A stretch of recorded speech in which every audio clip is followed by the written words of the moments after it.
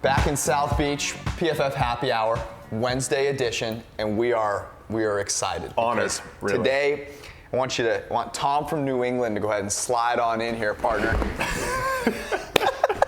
Just like Chris does it. Like Chris. He is going to be so jealous of that. I know. Because that was limber. Al wouldn't put up with that shit. No, Al would not put up with that. Tom Curran, great to have you here. Thanks for having me. We're usually talking about the Patriots because they're in the Super Bowl. Come through the shot. We're talking about the Patriots now because they're not in the Super Bowl. And here's the question that I have as Bruce. Bruce, why don't you come and get in the shot here? What's up, buddy? Oh, how you doing? Great to meet you. This is what happens during happy hour. On the beach, Why don't you get a drink and come, join us? Can you make me a margarita back there? Don't worry, I'll just stay here, George. Carry on. I'm not. This is what happens happy intimidated hour at here. all. Nipples out.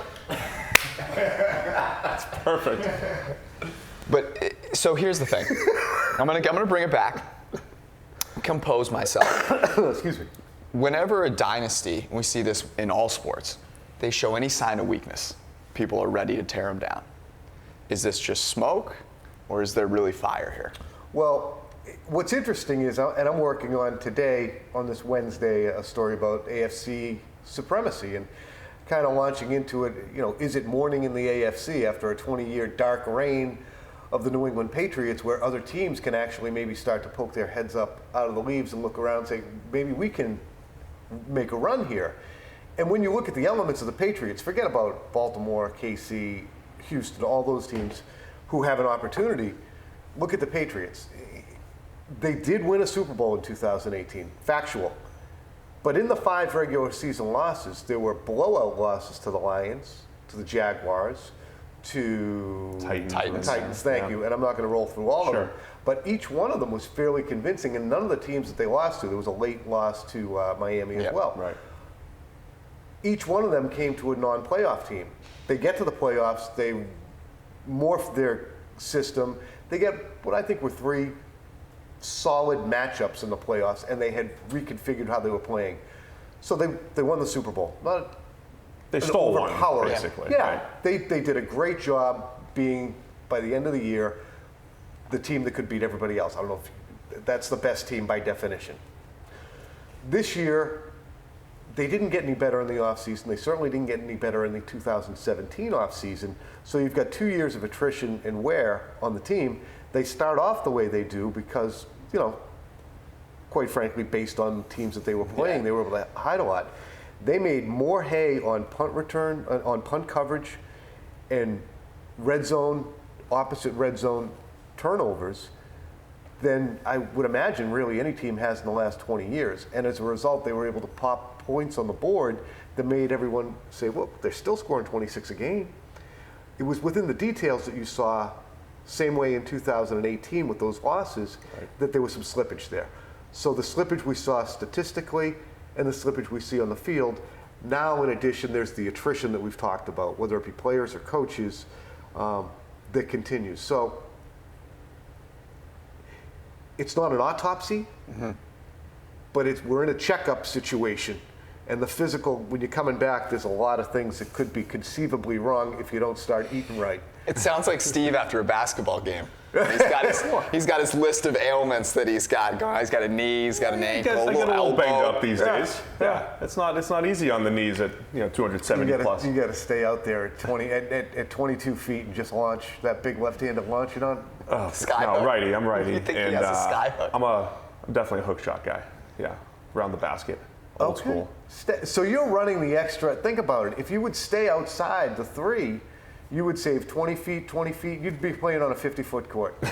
Okay. The problem is he breaks backboards when he shoots from that far out. It comes off hot. Yeah. So just the way he threw. Still trying to get my He pitches get my like touch back. he shoots like he pitches. So I mean, getting there. Here's the thing: the autopsy, as you said, is not quite there yet. But there's a looming what if. Yeah. Right. And does that make things better? Do you say, okay, if Tom moves on, we finally clear the slate and we have a chance to rebuild? Or is it, no, we have to bring him back because if we do that, there's just no hope, for so long? In my estimation, that's what they're wrestling with right now. If you're Bill Belichick, you have a penchant for being early on players, whether it's Mankis or Seymour. And in this player, he has made you revolutionize or at least reconfigure, in his instance, the way you do your business philosophically. And for Belichick's taste, I bet he feels as if he's already a year late or two. That's why they want to go year to year. Meanwhile, Brady's saying, stop worrying about the fact I was born in 1977. Look what I do on the field. Right. Stop worrying about my birth date and look at my performance. And don't feel as if you have to get married to moving on from me just because I have some gray in my temples. Well, what do you think? When you watched him this year... That's my thing, is Steve's performance analytics that we look at and rely on to confirm what we see or don't see dictates that he's still one of the best quarterbacks in the league, even on a shit offense. That's the thing. So there's been people are looking for the cliff, right? They want to see Peyton Manning was this in 2014, and he literally fell off a cliff in 2015. Brady has gotten a little bit worse the last couple of years. He's missing a few more throws or whatever. But at the same time, there's not the cliff talk is ridiculous, right? So if you did, let's say he's the 10th best quarterback in the league right now, just for sake of argument. Sure. Can you build a team around him and win? Can you find someone better than him? I think the decision's easier if they have the next quarterback on the roster, but they don't, right? So the Julian Edelman shade is real. Yeah. I mean, Brady's at a point where he needs playmakers, right? And they were bad at the worst position to be bad at, tight end, where it's just easy money for quarterbacks. We see Kelsey and Kittle in the Super Bowl right now, and he's thrown to the worst group of tight ends in the NFL by far. That's where the cliff was. They took Sanu, right? I mean, think about it. The Niners got Emmanuel Sanders, who was a real nice addition for them. Really, their offense took off when they got him. The Patriots went after Mohamed Sanu, who was a pretty big disappointment. Yep. Right? I mean, I had no problem with that, though. The reason they had control over him into next year as well, and Sanders has just been so plagued by injury. True. And he was hurt at the time. So I didn't hate the Sanu thing. And if you look at your numbers with Sanu, when he came to the Patriots, I think he was top 5 in slot receptions, top 5 in separation, top 5 in hands over the last few years. I thought he'd be better than he was. I had no idea. Yeah. But this is the weird force field of the Patriots when sometimes you have a guy who comes into that system, plays with that coach or with that quarterback, and they don't necessarily rise to the occasion. Yeah. So Bruce, who was just walking around here in his bathing suit, played with Sanu, and he said, he was a pretty friendly guy to throw to. But with Sanu, that was the old, Joey Galloway was just a little off, not on the same page. I mean, there was the crossing route needs to be here versus here. It was a lot of just misses type of stuff where you just didn't get on the same page. Why are you running behind that guy? Right. There was a lot of that type of stuff that they never really figured out. But Sanu felt like the guy who's like a pretty good number 3 that becomes a number 2 in New England, complements Edelman, and that just didn't really pan out so far. So the Patriots, from the Patriots standpoint side, there's a little questioning, it seems like. What about on the other side? Because it seems like both parties are doing a little bit of, okay, what do they have to offer me? Is that the best that I can get? I mean, Tom's got to be thinking that as well, right? Yeah, there's weariness on his part that, look, I want to play until I'm 45. Let's get this done. And the slow playing that the Patriots have done in giving him that opportunity to say, okay, you can do it here. In addition, because of that, he feels in some ways, my understanding is, that they have promised him different efforts to get things done contractually, promised him different efforts to try and get players in, and they swung and missed or have moved on from it or put it off. So Brady in some ways feels taken advantage of. That's why when people say, geez, it's never been about the money with Brady. Why is it suddenly about the money with him? The money is representative of what he hasn't taken. Mm-hmm. If I'm going to take $15 million over the course of however many recent seasons with ridiculous incentives attached that he doesn't even have come close to hitting, if I'm going to take those and then I'm going to find myself throwing to Cordero Patterson and Josh Gordon as a reclamation project and Philip Dorsett and Chris Hogan. N'Keal Harry this year, but These all, in 2018, they signed him to that contract. He was making 15. They put $5 million of incentives worth in front of him on the table. And they started the season with Patterson, Hogan, and Dorsett as their starting wideouts. Right. And that was just, there was no shot. So we're not talking about a guy who is trying to get incentives to get to $30 million. We're talking about a guy who asked for incentives and a bump to go from 15 to 20. Yeah. And when they gave it to him, they said, okay, Tom Curran, win a Pulitzer. Steve, and make your website. I had in my contract, if I won the Cy Young, I got $2,500. That was one of my incentives. My Spalding how close did you get? Just missed it. Just barely. Just missed it. Just a hair. All I needed to do was actually make it to the big leagues and be a good pitcher. That's all I needed. If it wasn't for Mussina that year. Yeah, right? Unbelievable. So close. What a great incentive. The thing that I keep coming back to is Tom Brady is at a point where it's not just about football. Clearly, kind of like LeBron, it's not just about basketball. Right. There's this business element, and the teams that are out there that can seem to take him in are cities that I would say are a good tier below Boston, with the exception of Los Angeles, which it's the Chargers, and that organization is a solid tier below in terms of respect and culture and everything from what the Patriots have. Do you really think that he is willing to go to a city that's a step down? Well, that's what we're going to find out. You know the baby meme where the baby comes around the corner and looks and goes and runs the other way? I think that might be Tom Brady on March 18th and 19th. So he's getting younger? He's going to go around the corner. Yeah, he's baby Brady is going to come around the corner and go, whoo, whoo, whoo. Do you have a feel for how much that the city matters? I don't. The owner-coach matters, the situation? I don't. He is very much, they don't have a read on how it's going to go, where it's going to go. I don't know if they have best case scenarios, worst case. I would imagine that between he and Don Yee, they have tried to unspool what it's going to look like. But right now, the ball is in the Patriots' court. All things being equal, I think that Brady would prefer to stay. Right. He said that. I think he's made it kind of clear. If it works out with the Patriots, great. What does works out mean? Yeah. And what intervention, too, does Robert Kraft impose, if any, on Bill Belichick? It's been oversold that Kraft forced the trade of Jimmy Garoppolo. There was no recourse. The Patriots had no recourse in that situation. They couldn't pay him. Right. He wasn't entertaining offers from the Patriots because he knew that Brady intended to continue playing, so there was nothing they could do. Kraft didn't intervene then. And if Bill Belichick says, look, Robert, we got to rip the Band-Aid off here, I don't know if he'll intervene now. If he doesn't say, let's rip the Band-Aid off, which gets back to your point, where do another year of it because you don't have an obvious replacement. And call your bluff. What's the contract look like? Does it look like 25? And you're also carrying $6 million worth of dead money, $6.5 million worth of dead money from last year's voidable years, so you're at 31. Or if Brady gets out there, and this is what's screwy, tell me if you don't know this already, because it's a big part of it. If Brady hits free agency, a $13.5 million cap hit hits the Patriots. Right. Yeah. They would never. So they don't normally operate like that. It's going to hit one way or the other. Right. So even if you go and sign Andy Dalton for $10 million a year, you're spending $23.5 at that position in dead money plus Stidham.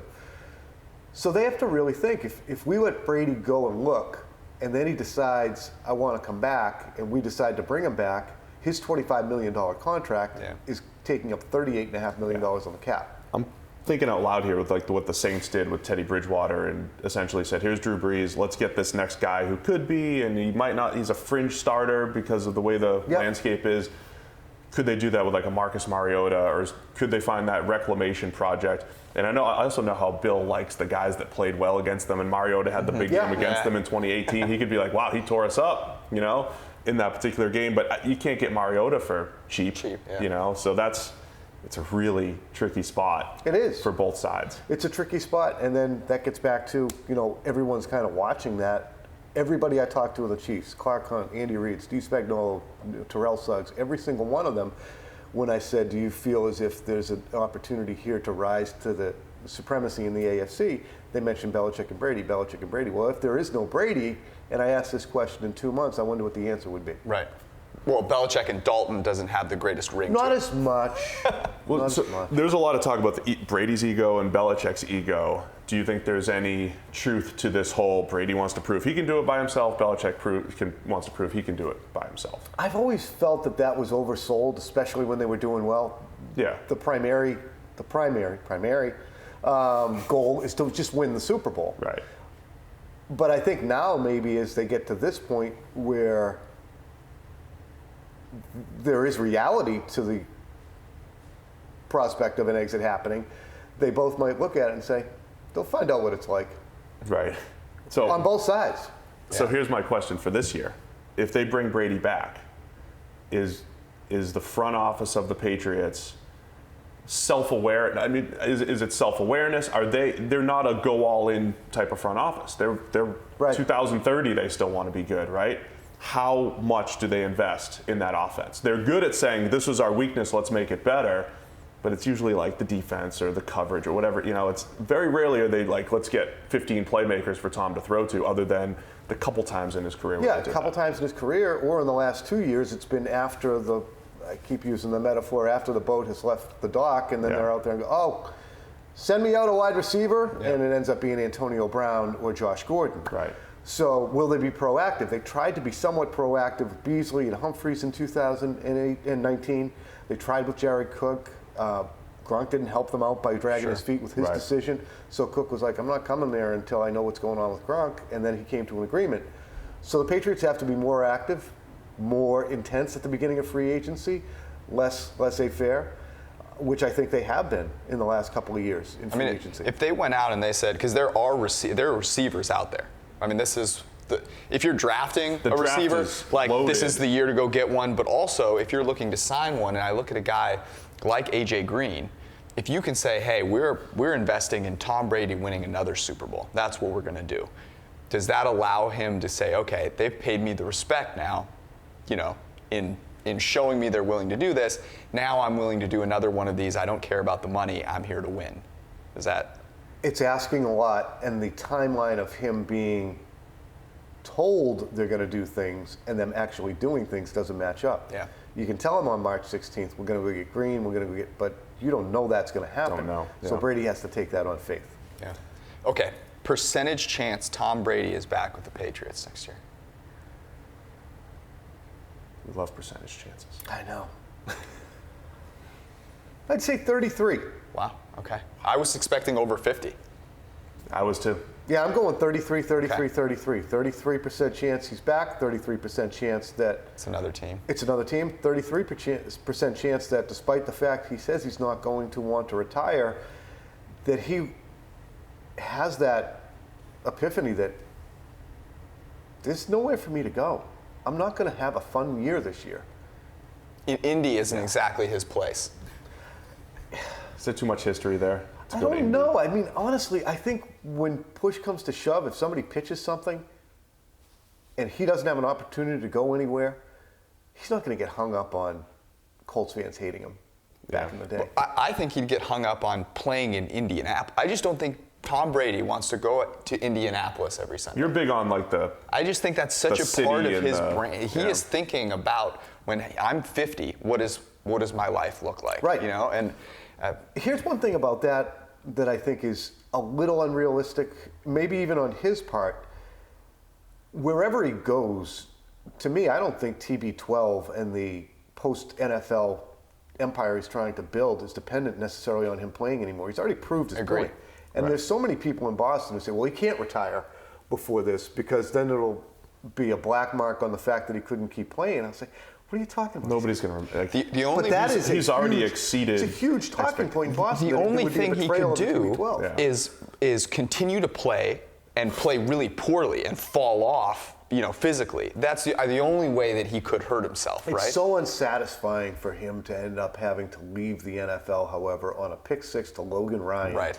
in an AFC divisional playoff defeat at Gillette Stadium. wild when you card know defeat, you right? were His better. fourth wild card game in his career. When you know you were better Right. than the statistics and the results showed. So that's my final question on this, right? Do you think he cares? He's got Drew Brees and all these. If Brees retired and Brady could play another year or two and just make sure he could have passing yards, he could have touchdowns, he could have all the regular season records, see you later Peyton Manning, and of course he's got all the playoff success. Do you think he cares about that element of it too? And if he does, is it like, give me a nice dome to play in to finish my career, give me some good receivers, let me, you know? I think nothing matters more to him than, football-wise, nothing matters more than proving people wrong. Yeah. So I wouldn't say that's, look, if that's concrete evidence that people were wrong about how Tom Brady was at 42, and I know that absolutely motivates him, and the opportunity to go and put those records as concrete evidence of it, then yeah, I think that there is value to them for him. Yeah. I'm curious, you got to pick one place that he plays at if it's not New England. Are you going Indy? You seem to really love the St. Elmo's vibe over there. I do like St. Elmo's. I think the Chargers, because I think he would evaluate the situation and say, okay, I can mitigate the O-line a little bit, and I have guys to throw to. I have a Keenan Allen, and I have maybe they bring back Hunter Henry, and they have Mike Williams. I think he would look at playmakers to throw to as a factor, and they've got a good defense. The challenge is he's so used to having a great head coach and an owner, and we know how much the top down matters in the NFL. He would be that franchise, right? Tom Brady is bigger than the Chargers are. Like, there's just no doubt about it. He would come there, and immediately that franchise would be the Tom 100%. Brady Chargers, right? Yep. And a part of me thinks that does appeal to him a little bit. I thought that maybe he would take, McDaniels and go to Dallas or something earlier on. That obviously has sailed. So I think I would land Los Angeles too. I'm curious what you think. Tennessee, Miami, or Las Vegas? Oh, baby. The Interesting. Vegas Raiders would be something. man. Vegas Raiders. Tom, No, nothing. Gruden, West Coast offense, and oh man. Tommy in Vegas? I mean, Tennessee, I could see, but as great as Tannehill played down the stretch, I think they feel like, man, we really got a franchise, and we Sure. really have to bring him back. And then Miami's just a full-on rebuild. I'm here for Tommy in Vegas. Tom Curran. Appreciate it, brother. Thanks for having me. Thanks for coming out. All right. Great.